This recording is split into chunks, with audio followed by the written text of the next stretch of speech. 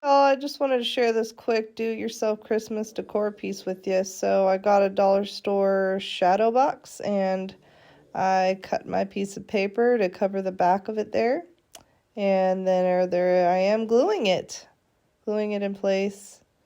Next step, I covered the inside of the frame with the same paper so it would all match.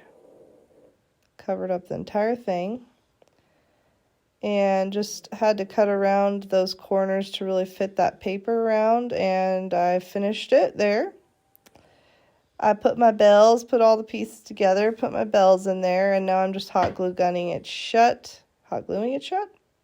I used my Cricut to cut out this decal that I used, the Jingle All the Way decal. Here I am just getting my design ready to put on the shadow box. Here we are, and there is my little design. And I put the decal on my shadow box. And there we are, just taking that transfer paper off of it. And this was a really quick and easy piece to do. The longest step was really just gluing that paper into the inside of the frame. But there she is, Jingle All the Way. Enjoy! And please subscribe to my YouTube channel.